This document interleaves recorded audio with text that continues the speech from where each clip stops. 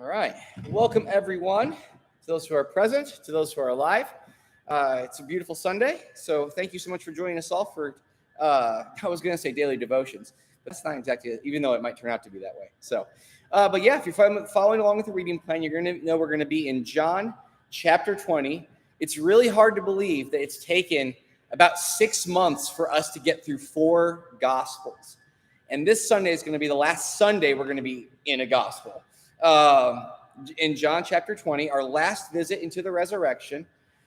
But I want to be able to try and approaching this passage from basically from an angle that's kind of been opened up as I've been learning, as I've been growing, and something that I think I'm realizing that I think is relevant to today's passage. And it's this.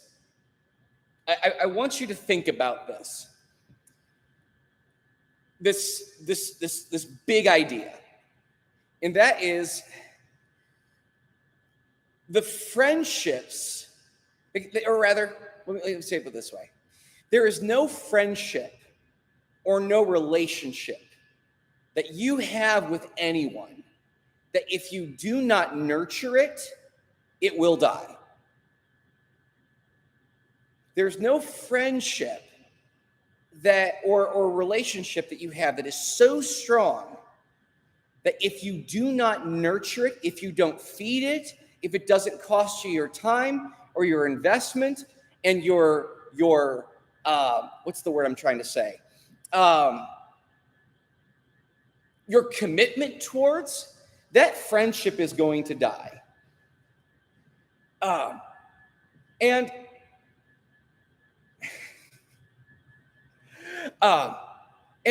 this is the reason why a message like that is something like that's important, is that as I was a kid, as I was young, I used to believe that there were certain friendships, certain relationships that were so strong that they would be around forever. I used to believe that for whatever reason, the friendships that I had with my best friend and going out and building forts together and playing soccer with them, that because it was like this now, it was always going to be like that. And one of the things that I realized that as I grew up, it became harder and harder, and it gets increasingly harder and harder to be able to have good friendships with people. Does anybody else have that experience before?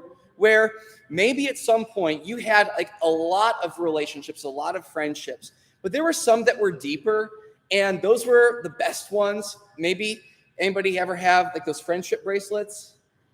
I don't know, or the as girls have like there's the locket with there's the best and the friends. Each one has half of them.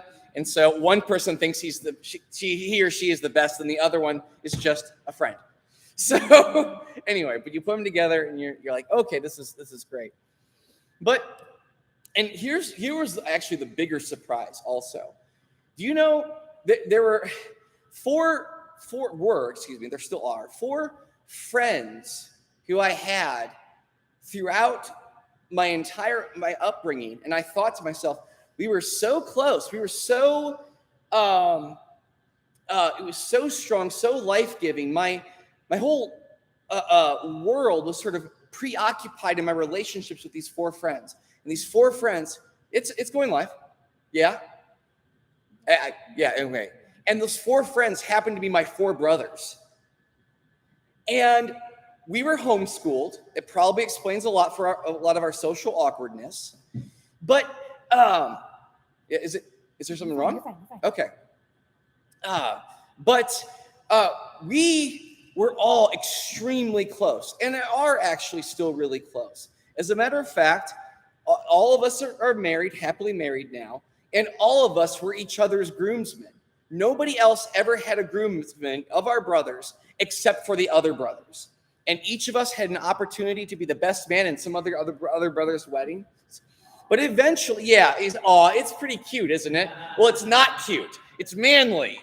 So don't turn this into something that's sentimental. You're brothers. As a matter of fact, there was one where we all had pictures together with swords, And we're like, we love each other to the death. And it was great.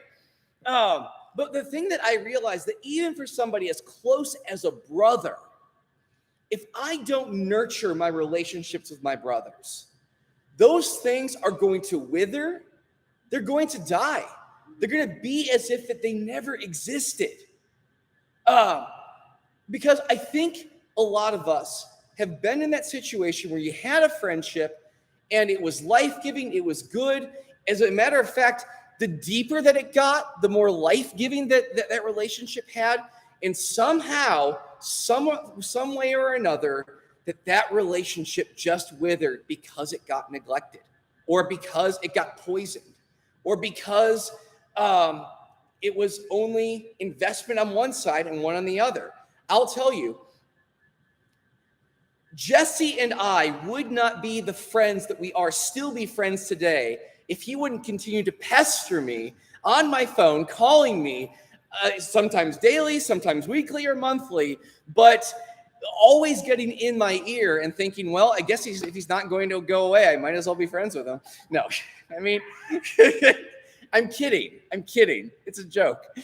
Kind of true. Only a little true. It's a little true. But it still became the case that we have a life-giving friendship now, particularly because of someone who really put themselves into it and got a whole lot out of it, because friendship, real friendship, is not just an investment of time or energy, but it's an investment of trust, an investment of belief. You become good friends with somebody as you've learned to trust them.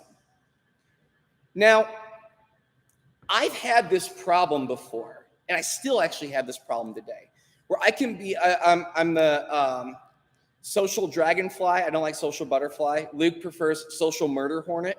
Although that sounds like a serial killer. I don't want to be that. But because I'll be friendly with lots of people, but it's actually hard for me to sustain friendships for the long term because I'm too flighty. I don't take as much time, even though I know I need to take time to build relationships with people, because even if somebody is friendly, it doesn't necessarily mean that you can trust them.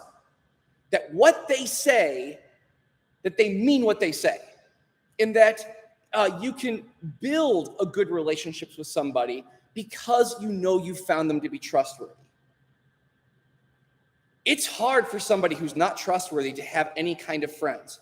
They can have lots of friends or lots of friendly acquaintances that are just, that don't actually matter. Those friendships don't last long because they haven't been cultivated. They haven't been nurtured through trust.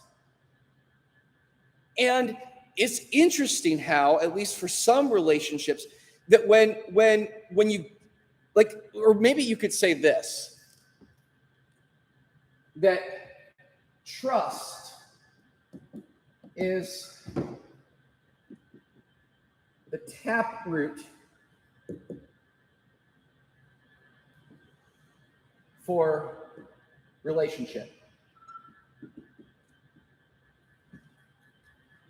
That if you ever want something to go deeply, or a relationship to go deeply, it's always cultivated on trust. Where you've learned to trust somebody, or when they say when you learn that what they say is they say what they mean. It's an interesting thing. If you come to prayer on Tuesday mornings, there's lots of mugs for sale, and there's one that says, "You'll always be my best friend because you know too much."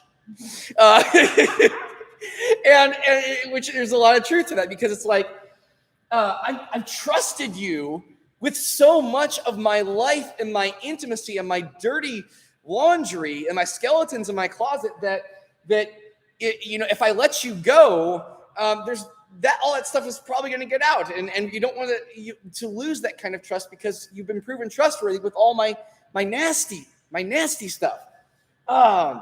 But that's where trust is something that's so important, and it's relevant to a passage like today. And here's what I want you to think about here. Does anybody like to do gardening at all? Okay, but you're a lawn care guy, aren't you? You know lawn care, Steve. You know that how it's easier to pull out a dandelion that's young than it is if it's like huge and enormous and you have to get out the tools to uproot it. Why is that? It's easier to pull out, but why is it easier to pull out? It's not really big. Right, because when it gets bigger, what gets bigger in the dandelion? Why is it so hard to pull it out? The roots get bigger. They don't just get bigger, but they also push deeper, so that it becomes a lot harder to be able to pull out. And for a lot of us, the nature of our friendships are all like, I'm just gonna do like, just work with me here. These are all like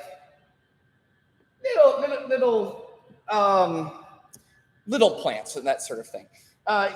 You could easily pull these out because the roots themselves really don't go that deep. But then as things get larger and larger, they're getting larger on the outside because those roots are pushing deeper and deeper. And then, wouldn't you know it, it gets larger and larger, and the roots go deeper and deeper. Which is pretty cool. So, why is something like that it's so important today? And it's this. That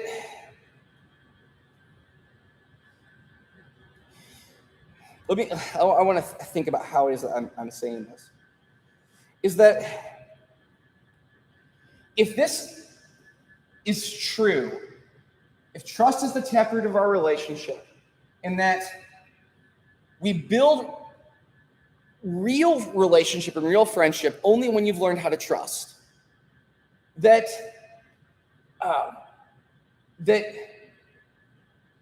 if this is the same thing that if this reality is true for us in the friendships that we have, relationships we have with each other, the same is still true with our relationships with God.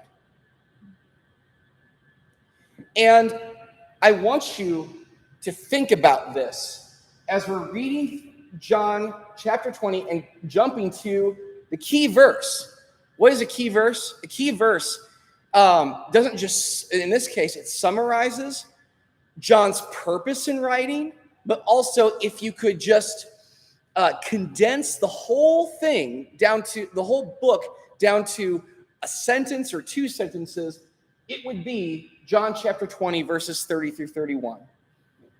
And it says this: Jesus did many other miraculous signs in the presence of his disciples, which are not recorded in this book. But these are written that you may believe that Jesus is the Son of God. In other words, that you could trust that Jesus is the Son of God, and that by believing or that by trusting, you may have what? Life in his name. So, in other words,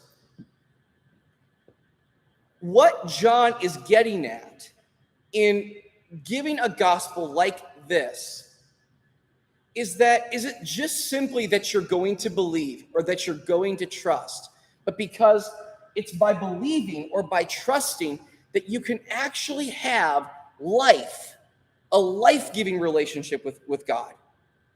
The sort of thing that is predicated on trust with roots that go deep, so that you're not just simply the person who's like, little weeds that just easily sprout. They sprout up and then they wither away because they don't have any kind of root. But rather, the place that John wants to bring us to is a place where we get to the point that we can have a relationship with God because we've actually learned to trust him. and we've learned to believe him.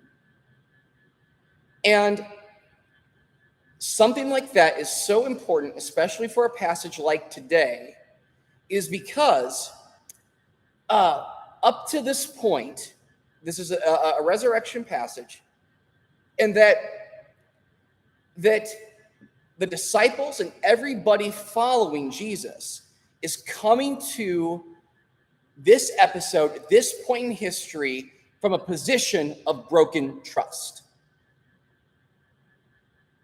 Where of all people, they're the ones whose relationship with Jesus, their roots are going deep, and now he's dead.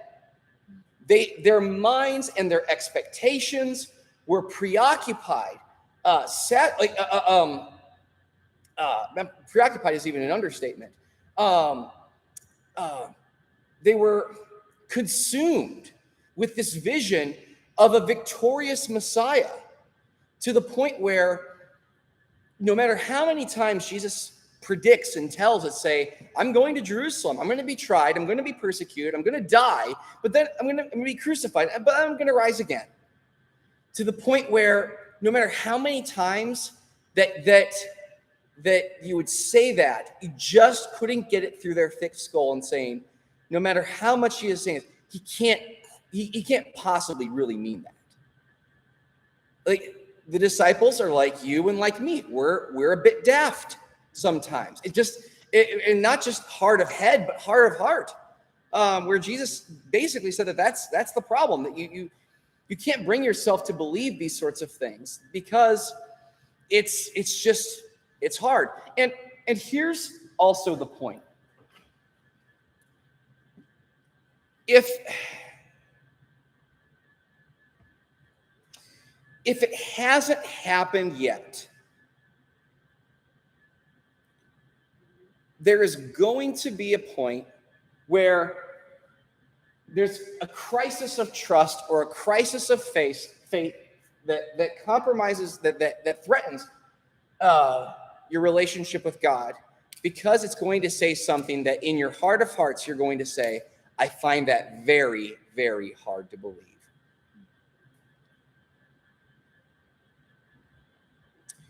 And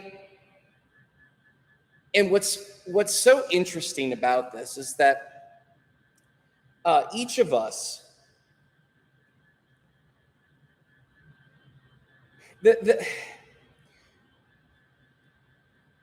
isn't it true that the choice to believe, or rather that belief is a choice? What's the saying? You can lead a horse to water, but you can't make him drink it. In the same way, you can lead a person to the truth, but you can't make them believe it.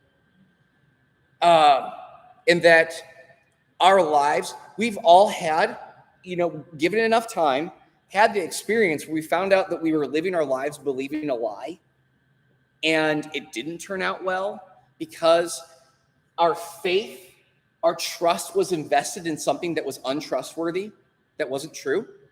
We've all been there. And I don't want to live my life. I don't want you to waste your lives going on believing something that isn't true. But nevertheless, truth, everybody say truth. Truth can never be imposed by force. Trust, nobody makes you trust. That's all on you. Nobody can force you to do it. But what John is doing, where he's saying, but these things are written so that you may believe, and that by believing you may have life in this name. It's like he's opening the door, the window into the life of Jesus, so that Jesus becomes no more than just a person of history, but to say, I want to bring you to a point where you don't just know Jesus, but that you've cultivated trust with him, and that by doing so, you're going to have life in his name, that this becomes something that's accessible for not just for the disciples as they've learned it, but for people like you and me. Because John is writing to people who he knows have not walked with Jesus. They don't know who he is, but they want this reality, this thing that they've experienced, to say, this thing that we've done, that we've experienced, that we've known to be true, this was a gift for us, this is also a gift for you. And I want to make that as accessible as possible to you. And here's the, I guess, the interesting bit. I think it's interesting anyway, is that whether or not you actually come to a place of trust comes to basically if whether or not that you believe Jesus is trustworthy or that he was who he said he is. And here, I'm going to depend a little bit on C.S. Lewis. It's a big surprise there. Is there water over there somewhere? I am parched. Okay, here we go. Thank you. My wife is so helpful. Okay. That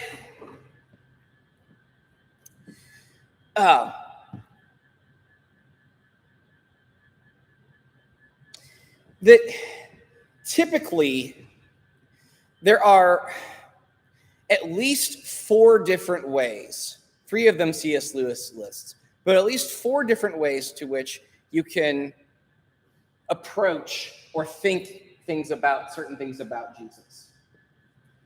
You can think that he is a liar. Everybody say liar. Okay, cool. What would it mean if we say that Jesus was a liar? Yeah. That he told people things that he knew that weren't true, just to be able to get them to follow him. That there's no doubt that Jesus said it, but he didn't actually mean what he said. We could regard him as a liar. Another thing that we could say is that he was a lunatic. All right. What would that mean if Jesus is a lunatic? That what he said wasn't true, but he thought it was true. Right. That the things that Jesus said, even if Jesus himself thought were true, were not actually true. Or something that you could say, maybe he's a legend. What would that mean if Jesus is merely a legend? Yeah. Story doesn't necessarily have to be true. These things aren't things that actually happened in human space-time. What else might that mean? If something becomes legendary, usually that means... Yeah. Where there's maybe a kernel of truth to it, but because things have been overblown or exaggerated or caricatured to the point where like he couldn't possibly have said or meant the same things that he did. And or here's the 4th L. Or you can call him Lord.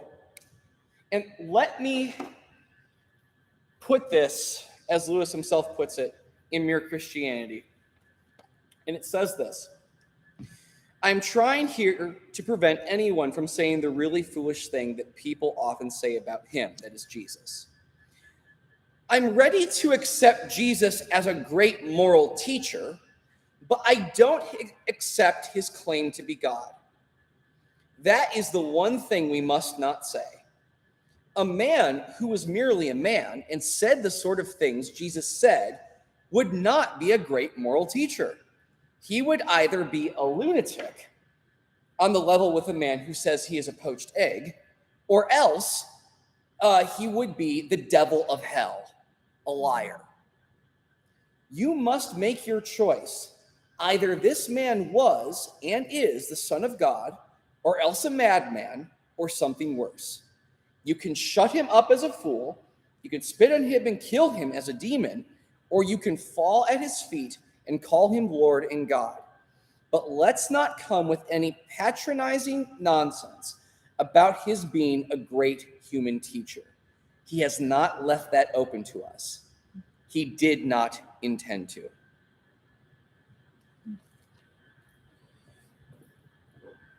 And what's interesting about this is that I don't see how in any case, any one of these things could all simultaneously be true. That you have to eventually come down on one. And remember, trust or belief, it's going to lead you into one of those directions. And one of those directions is going to be contingent on whether or not how it is, or whether or not you choose to believe. You're going to choose to believe something. You're going to invest your truth into something. But what John is getting at is to get us into the direction to the point where we're not thinking that he's a liar. We're not thinking that he's a lunatic. We're not writing him off as a legend, but that we can actually believe that he is Lord. But by believing in his name, that you can have life in his name, and that's the thing that's going to make all the difference. That's his purpose for writing this for this whole thing. And why something like this is so important from here is that up until this point, the disciples have learned to believe in this, that Jesus is Lord.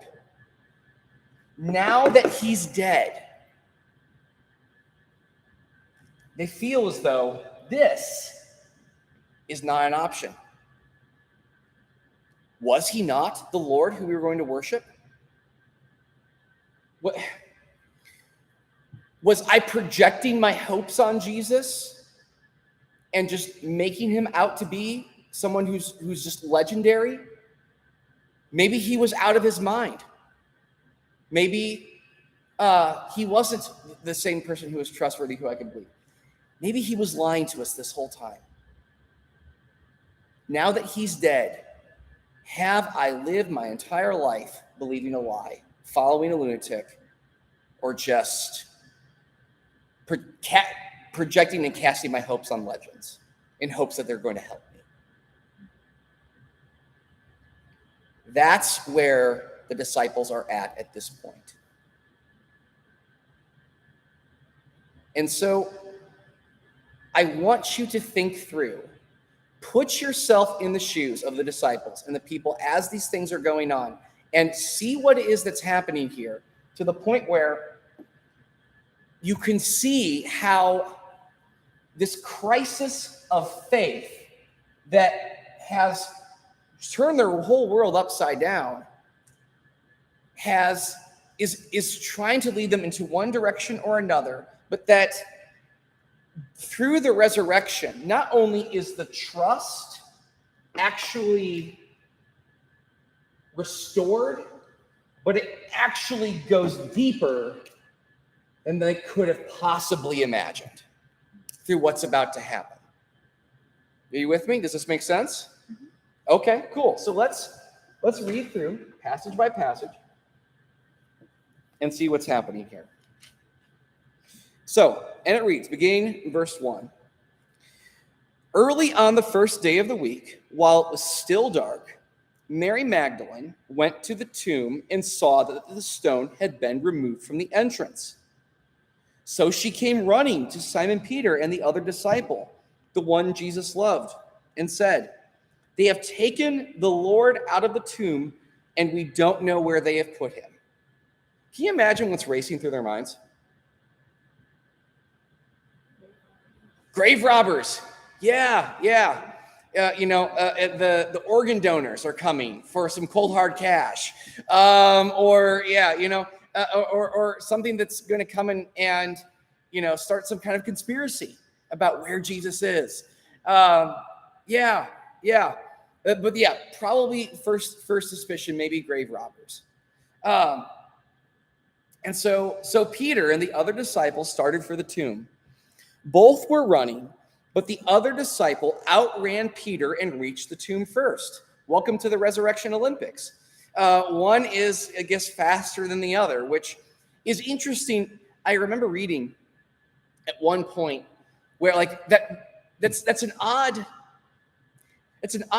feature to mention about if John is writing about himself as the disciple whom Jesus loved,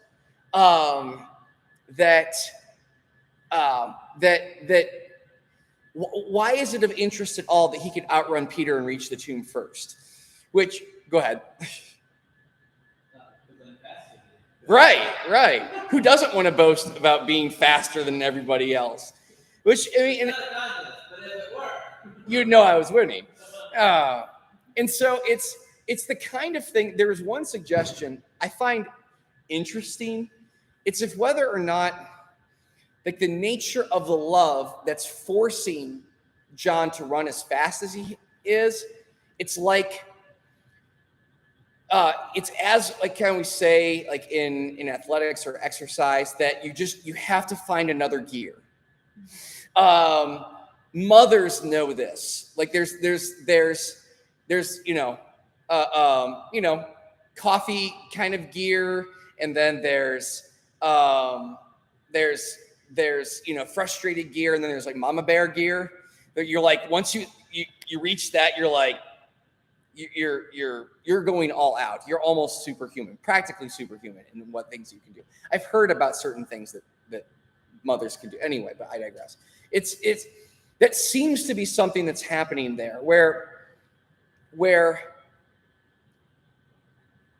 the thing that's motivating John to run as fast as he is, it's almost like that the love that he remembers of a Messiah he worshipped still motivates him to run, and to run fast, and to run with his all, which is crazy. But anyway, that's really not important right now. And it says this. Okay. Yes. So Peter, yes. Both are running, yes. Verse 5. He bent over and looked in at the strips of linen lying there, but did not go in. Then Simon Peter, who was behind him, arrived and went into the tomb. He saw the strips of linen lying there, as well as the burial cloth that had been around Jesus' head. The cloth was folded up by itself, separate from the linen. Finally, the other disciple, who had reached the tomb first, also went inside. He saw and believed. They still did not understand from Scripture that Jesus had to rise from the dead. When it says he saw and believed, and even though it says they still did not understand from Scripture that Jesus had to rise from the dead, what does it mean that they believed? They saw and believed. Yeah, that it was in fact empty. And what's interesting about this is that the nature of what it is that they're discovering is not the thing that they were expecting. Hence the reason why to articulate this picture of what it looks like in this tomb where nobody else was putting there. You ask me, you don't have to be a first century Jew to look at this and say, does this look like the work of grave robbers?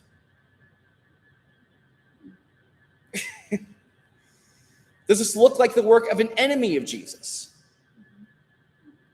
No. This is totally uncharacteristic, especially when a body's been removed, but you trouble to leave the grave clothes.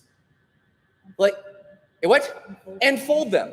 I only once have I ever been ridiculed in my life for folding my dirty laundry. Because it doesn't happen very often. But this is totally uncharacteristic.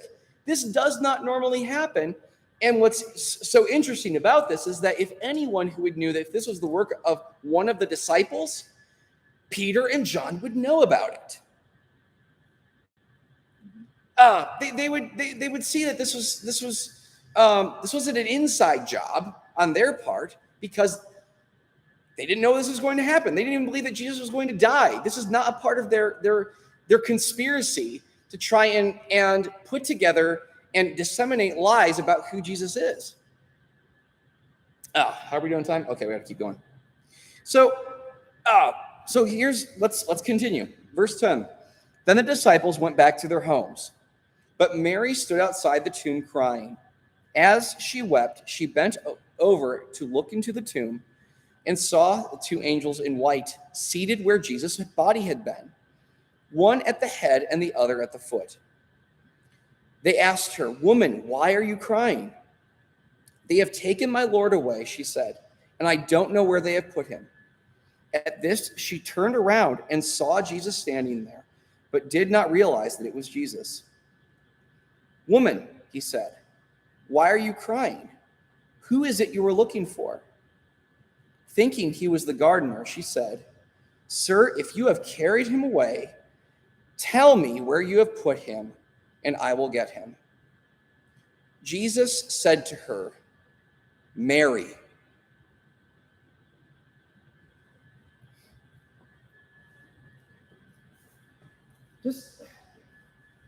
Just reflect on this for a second. When Jesus said, "I know my sheep by name. They hear my voice, and I call them." And when at that moment, Mary hears Jesus call her by name,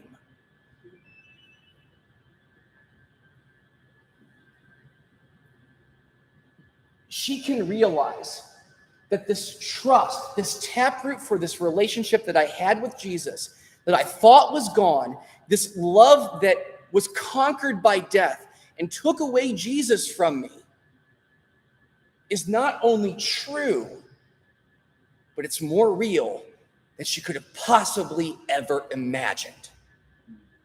That the love that she had in this relationship that pressed deep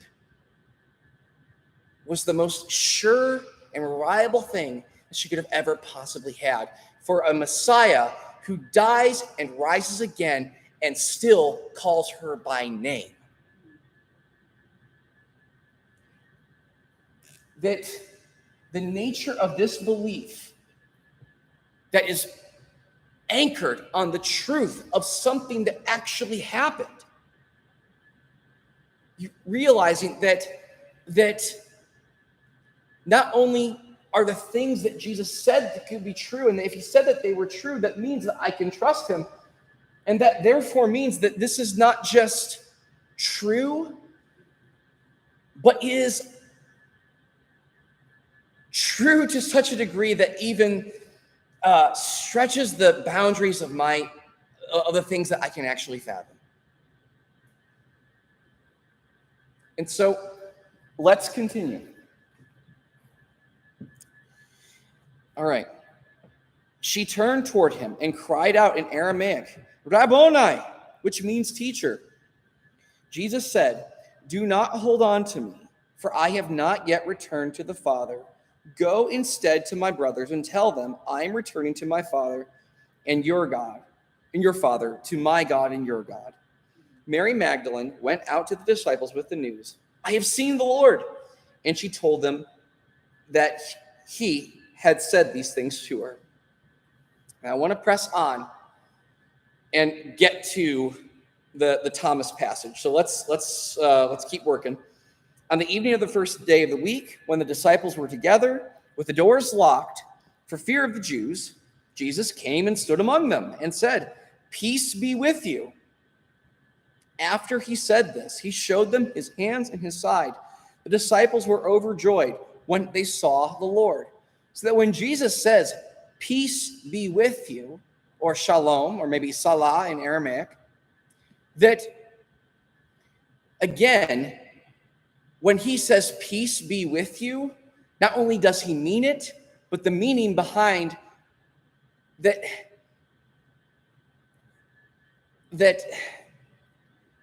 because of what God has done through Jesus Christ, through his death and burial and resurrection, that he can mean in the most profound and deep sense for his disciples who are running away in fear to say, "Peace be with you." Remember when Jesse said 2 weeks ago in the resurrection of Lazarus passage that said, the way Martha had said, like, because I know Jesus is here, I don't know what's going to happen, but I know everything's going to be all right. Can you imagine if that's the feeling that Martha could feel at that, what the disciples must have felt when they saw Jesus alive and saw the wounds? And he says, peace be with you.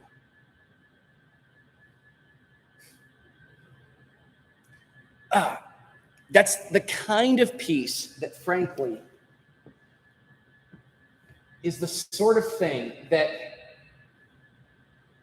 is pushing their trust and growing their trust into this taproot for relationship with a living God that is pushing it down even further and further and deeper and stronger than they could have possibly imagined. Especially after they felt like their trust with Jesus was broken after he died. So let's continue. It says, again, Jesus said, peace be with you. As the Father has sent me, I am sending you. And with that, he breathed on them and said, receive the Holy Spirit. If you forgive anyone his sins, they are forgiven. If you do not forgive them, they are not forgiven. Now, Thomas, called Didymus, does anybody know what Didymus means? The twin. Oh, gosh, this makes this so fun. Check this out. One of the 12 was not with the disciples when Jesus came. The other disciples told him, we have seen the Lord. But he said to them, unless I see the nail marks in his hands and put my finger where the nails were and put my hand into his side, I will not believe it. So, is what Thomas is doing a good thing or a bad thing?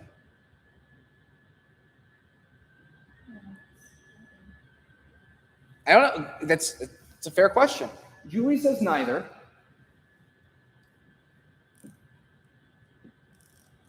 I don't know. What do you think, Teresa?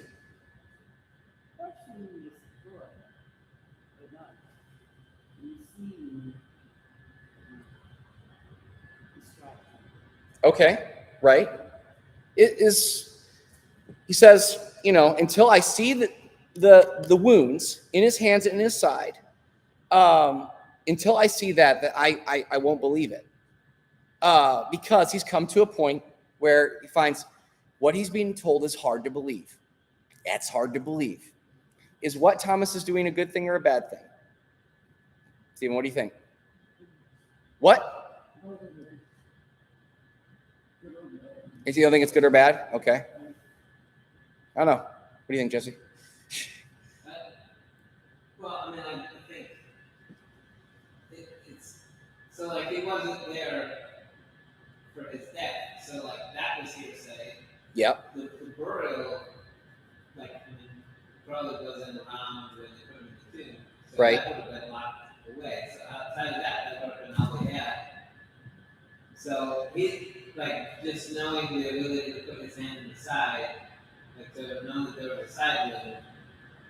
Like that's all. Like he's already going off of the testimony of the others. Right. For all of that. So like to me, it seems like super unbelief. Like I just don't trust you guys. Yeah. And what's so interesting, Thomas called Didymus the twin. Do you not think that Thomas would have known from experience about having his identity confused with someone else?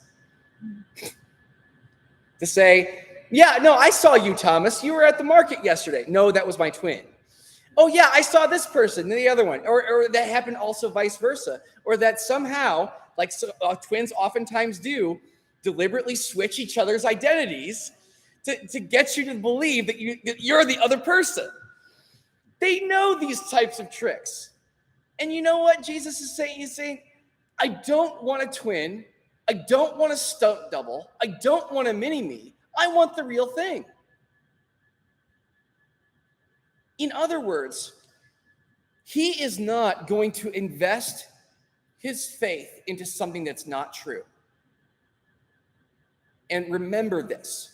Always remember this. The Bible never asks you to believe something that is not true. If it's not true, don't believe it. Faith is not the same thing as gullibility. You're always going to make your choices and live your life with some kind of admixture of faith and reason. But that does not mean that you believe certain things just because somebody told them to you.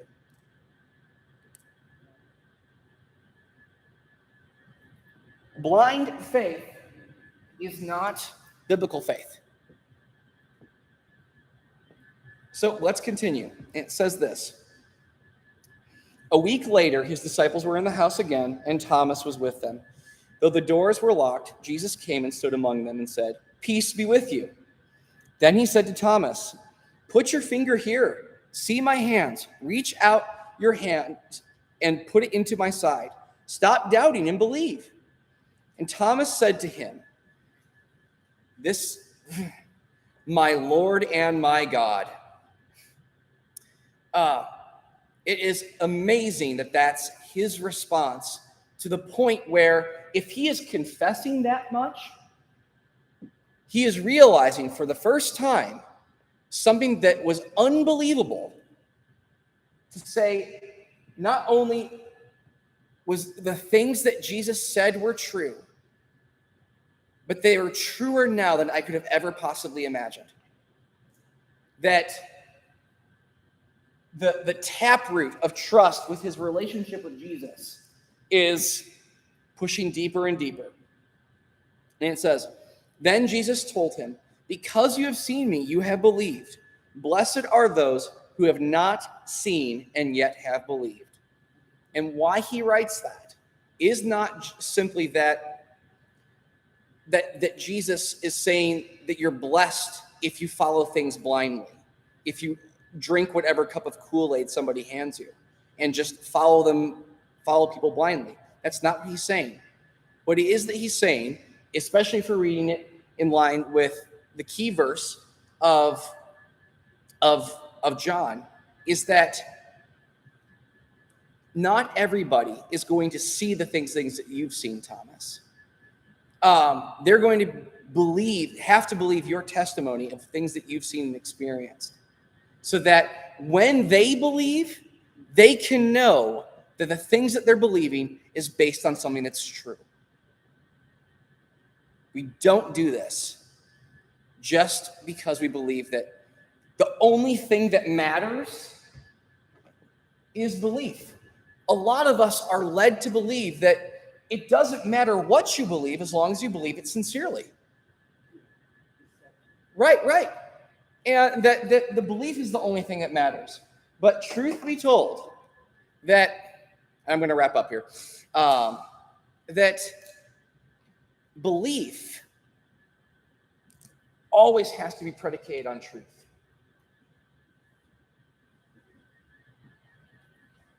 Because, let's face it, you can't trust a liar, you can't trust a lunatic, you can't put your faith in a legend. But you can trust Jesus because that trust is built, that belief is resting on trust, and that trust is resting on truth. And let's finish up here with the key verse. Jesus did many other miraculous signs in the presence of his disciples, which are not recorded in this book. But these are written that you may believe that Jesus is the Christ, the Son of God, and that by believing you may have life in his name. I don't want to live my life on a lie. If Christianity isn't true, then I don't want it. I'm not going to believe in it because it's convenient. I'm not going to believe in it because it makes me feel good. I'm not going to believe in it because it gives me great ideas. I'm not going to believe in it because of a peer group. I'm not going to believe it for any of those things, even though all those things, they have their own value or their worth. But John doesn't want you to waste your life believing something that's not true. But if it is true, it's the most important thing in the world. And so, with that, let's pray. Father, I pray, Lord, that as we continue to live and to work in growing mature disciples, Lord, I pray that that our lives, Lord, would be built upon truth, and that truth would give us reason to trust and believe, and to seek you wholeheartedly in all we say and do. And we pray these things in your name, Jesus. Amen. All right, there we go. But, yep, it's 12 o'clock, so we have to